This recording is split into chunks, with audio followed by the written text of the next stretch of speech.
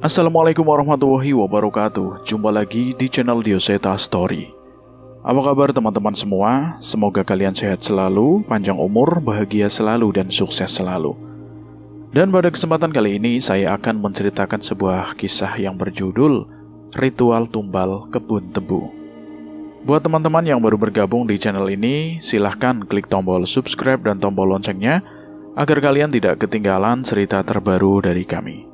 Oke, kita langsung saja menuju ke ceritanya.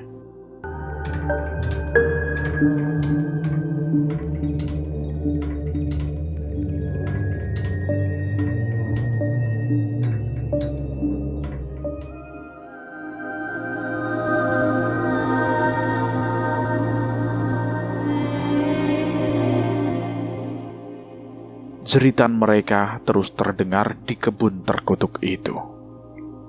Aku Latif. Cerita ini terjadi ketika aku masih duduk di kelas 3 sekolah dasar di kampungku yang terletak di pesisir Jawa Timur. Aku tinggal di sebuah kampung yang dikelilingi begitu banyak kebun tebu. Memang rata-rata penghasilan kami di sini adalah petani tebu.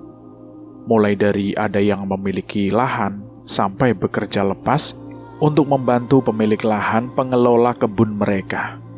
Hasilnya sangat layak karena setiap panen sudah pasti ada mobil-mobil dari pabrik gula yang akan menjemput hasil panen, dan yang dekat diangkut langsung dengan kereta lori.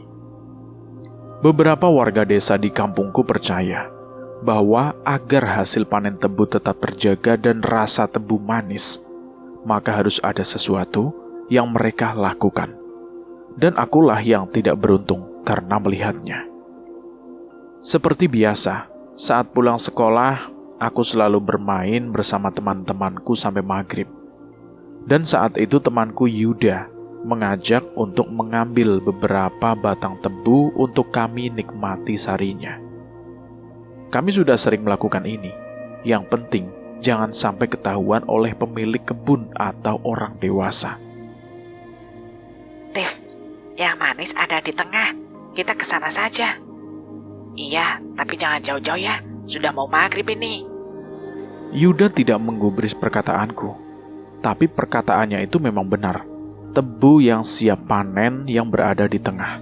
Sedangkan yang di pinggir masih baru saja tumbuh.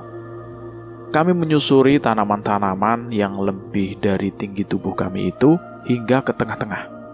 Di sana, Yuda segera mengambil sebatang tebu sesuai rencana kami. Kalau di sini malah aman, gak akan ketahuan sama siapa-siapa. Iya Yuda, mana manis semua lagi di sini. Ucapku sembari mencoba mengupas batang tebu yang aku ambil itu. Begitu asik kami menikmati batang tebu. Tiba-tiba, aku mencium bau yang aneh. Ada bau kemenyan yang sangat menyengat menusuk hidungku secara tiba-tiba. Saat itu tiba-tiba aku merinding. Yuda, pulang yuk, bau kemenyan. Sebentar lagi, Tif. Aku ngabisin ini dulu. Dalam hati aku mempertanyakan, apakah Yuda mencium bau kemenyan juga? Bau ini jelas sangat menyengat, seolah ada yang membakarnya di dekat kami. Selagi Yuda menghabiskan tebunya, aku mencoba melihat-lihat ke sekitar tempat kami berada. Ada beberapa persimpangan di jalur kebun, dan saat itu aku menemukan satu jalur yang buntu, dan bau itu berasal dari sana. Rasa penasaranku membuat aku mencoba melangkah lebih dalam. Saat itu aku sudah melihatnya. Ada kemenyan yang dibakar di sebuah tungku dan sesajen dengan sebuah ayam yang disembelih. Yang membuat aku merinding, ada sosok hitam kurus tinggi sedang meringkuk memakan dengan beringas apa yang ada di nampan itu. Tiba-tiba aku merasa takut. Aku ingin berbalik pergi, namun aku benar-benar takut makhluk itu akan menoleh dan menyadari keberadaanku. Entah mengapa aku merasa tidak akan selamat bila makhluk itu mengincarku. Latif, ngapain ke sana? Tiba-tiba Yuda memegang tanganku dan menarikku ke dalam ladang tebu. Ia mengajakku berlari melintasi ladang tebu dengan terburu-buru. Bahkan, Beberapa bagian kulitku terluka oleh goresan batang dan daun tebu yang kami terobos itu. Yud, kamu lihat tadi apaan? Shh, jalan saja. Kita belum aman. Apa maksud Yuda belum aman?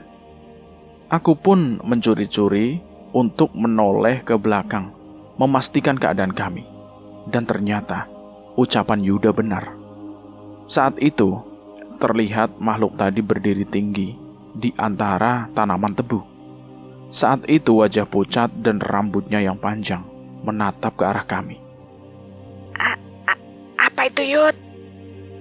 Wajahku semakin pucat, kakiku lemes, namun Yuda terus memaksaku untuk berlari. Ia tak menjawab pertanyaanku sama sekali dan tetap berlari tanpa menoleh. Serak, serak, serak. Sepanjang pelarian, aku mendengar suara-suara dari sekitarku. Suara itu juga bersahutan dengan suara tangisan dan rintihan anak kecil yang tidak terlihat wujudnya. Saat itu aku baru sadar bahwa langit sudah gelap. Tolong, jangan tinggalin aku di sini. Sakit, mau pulang. Latif, tolong. Aku terhenti. Entah mengapa aku seolah mengenal suara itu. Tapi sekali lagi Yuda menarik tanganku dan memaksaku berlari hingga akhirnya kami tiba di jalan desa. Lampu-lampu rumah di pinggir desa mulai terlihat. Aku masih melihat ada beberapa warga desa di luar. Saat itu kami berhenti dan mulai mengatur nafasnya. Itu pertama kalinya aku berlari tanpa henti hingga kelelahan. Saat aku menoleh ke belakang, makhluk itu masih di sana. Ia berdiri menatap kami sambil menyeringai dengan menakutkan. Aku tidak mengerti maksud dari tawa itu. Namun saat itu aku mengajak Yuda untuk meneruskan jalan ke desa mengamankan diri kami. Yud, sudah Yud. Aku kapok Yud, aku kapok. Iya Tif, sama, aku juga. Saat itu kami pun berpisah dan pulang ke rumah masing-masing. Yuda pulang ke rumahnya yang tak jauh dari rumahku. Aku tidak menceritakan kejadian tadi pada ibu, karena ia pasti akan marah bila tahu aku mencuri tebu. Cepat dan mandi, terus makan. Ayo. Iya Bu. Aku pun melepas lelahku dengan mandi dan menikmati masakan ibu dengan lahap. Berlari tanpa henti membuat aku lelah hingga kelaparan. Walau begitu, aku sedikit banyak melamun mempertanyakan makhluk apa yang ada di kebun tebu tadi. Tak, tak, tak, tak. Terdengar suara seseorang yang mengetuk pintu rumah. Ibu yang sedang melipat baju segera keluar membukakan pintu. Dari sini, terdengar suara ibu sedang berbicara dengan seseorang. Namun aku tidak mendengarnya dengan jelas. Barulah beberapa saat, ibu datang menghampiriku yang baru saja selesai makan. Le, tadi kamu main sama Yuda? Tanya ibuku tiba-tiba. Iya Bu, ada apa toh? Kata ibunya, dari tadi Yuda itu belum pulang ke rumah. Aku pun mengernyitkan dahi dan keluar menemui ibu Yuda yang berada di teras dengan wajah yang cemas. Bude, tadi Yuda sudah pulang kok. Kita pulang bareng. Aduh, yang bener Le, tapi Yuda nggak ada. Saat itu aku benar-benar bingung. Aku memastikan sendiri Yuda pulang ke rumahnya. Namun saat itu aku memang merasa ada yang janggal dengan Yuda saat menarikku pergi dari kebun tebu. Ayah dan ibu Yuda sudah bertanya ke beberapa warga, namun tidak ada satupun dari mereka yang melihat keberadaan Yuda. Saat jarum jam melewati pukul 9 malam, warga desa pun mulai berkumpul di pos ronda. Kamu beneran, Tif? Lihat Yuda pulang? Iya beneran Pak RT, kita pulang bareng tadi. Aku pun mau tidak mau menceritakan bahwa kami pergi ke kebun tebu di sisi tengah. Aku meminta maaf atas kenakalan kami. Namun aku memastikan bahwa Yuda benar-benar sudah pulang bersamaku, walaupun ada kejadian yang janggal saat itu. Ya ampun Lele, sudah dibilang anak-anak jangan main ke kebun tebu, apalagi yang ada di tengah. Sekarang jujur, kamu ngelihat apa? Wajah Pak RT saat itu benar-benar berubah, panik. Dari perkataannya aku menyimpulkan bahwa ia mengetahui sesuatu tentang kebun di tengah itu. Ada bau kemenyan Pak RT. Aku menceritakan dengan ragu. Saat itu, aku menceritakan tentang sosok makhluk kurus yang tingginya melebihi tanaman tebu dan sesajen berisi bangkai ayam di sana. Mendengar ceritaku itu, warga seketika berpencar mengambil kendongan, obor, senter, dan berbagai benda yang bisa menimbulkan bunyi. Ibu pun tiba-tiba memeluk aku erat-erat, sementara bapak menoleh dengan mata tajam ke salah satu warga desa yang memantau kerumunan dari jauh. Bu, tapi Yuda itu benar-benar sudah pulang, Bu. Ucapku sekali lagi pada ibu. Bapak menggenggam erat pundakku dengan wajah cemas. Itu bukan Yuda, Tif. Yang nolong kamu itu mungkin bukan Yuda. Aku mulai tidak mengerti. Yang aku ingat saat itu adalah orang-orang membawa peralatan kendongan dan bunyi-bunyian, menanyakan tempat di mana aku melihat setan dan sesajen itu. Aku menjawabnya, dan setelahnya bapak dan ibu membawaku masuk ke dalam rumah. Jagalah, Tif. Jangan sampai dia keluar rumah sampai besok pagi. Perintah Pak RT. Saat itu, ibu terus menemaniku di kamar, sementara aku cemas dengan keadaan Yuda. Warga desa berkeliling, memanggil-manggil nama Yuda ke sekeliling desa, hingga masuk ke kebun tebu. Aku benar-benar takut saat itu. Saat itu, aku teringat kembali dengan sosok yang mengincar kami, dan suara-suara anak-anak kecil yang ada di kebun tebu itu. Ada alasan kenapa anak-anak dilarang ke kebun tebu, Le?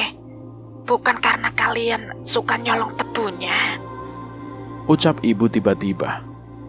Ia bercerita bahwa tidak semua kebun tebu itu dikelola dengan wajar. Dalam jarak beberapa belas tahun ini, ada beberapa anak yang hilang di kebun tebu. Kata eyangmu dulu, ada orang yang ngopeni demit gitu loh di sana buat ngejagain dan ngebuat tebunya itu manis. Mendengar hal itu, wajahku semakin pucat. Apa mungkin yang dimaksud oleh ibu adalah setan itu? Aku benar-benar tidak tenang dan sulit untuk tidur. Saat malam semakin larut, samar-samar suara warga desa yang mencari Yuda mulai menghilang.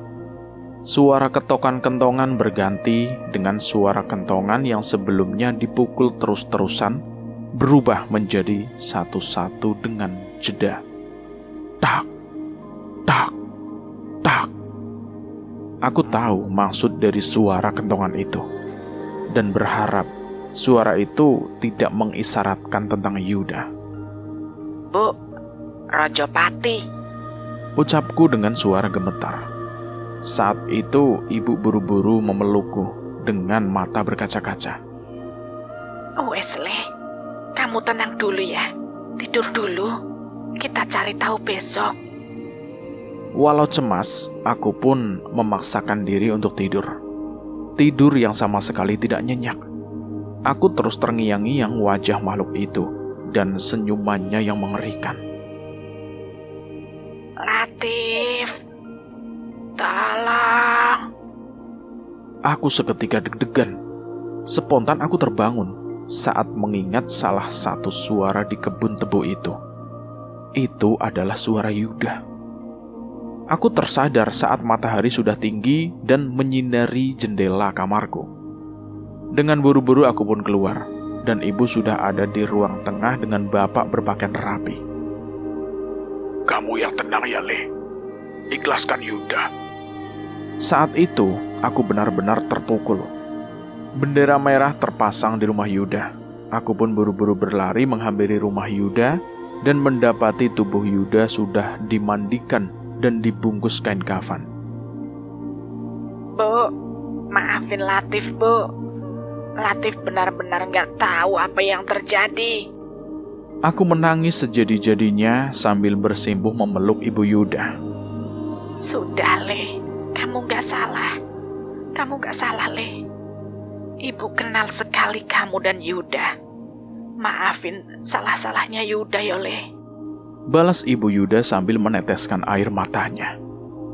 Mendengar itu, aku semakin menangis. Ia tidak menyalahkanku dan justru mengelus punggungku menghiburku. Ibu Yuda terlihat sedih, namun wajah ayah Yuda justru dipenuhi amarah. Wajahnya itu persis seperti wajah bapak saat menatap seorang warga desa yang memandangi kami kemarin dari kejauhan. Ada waktunya semua ini akan dibalas. Aku mendengar ayahnya Yuda menggumam saat itu. Belakangan baru diketahui bahwa jasad Yuda ditemukan mati dengan tidak wajar. Wajahnya rusak dan bagian tubuhnya terpisah. Ada rambut-rambut panjang yang aneh menumpuk di mayatnya.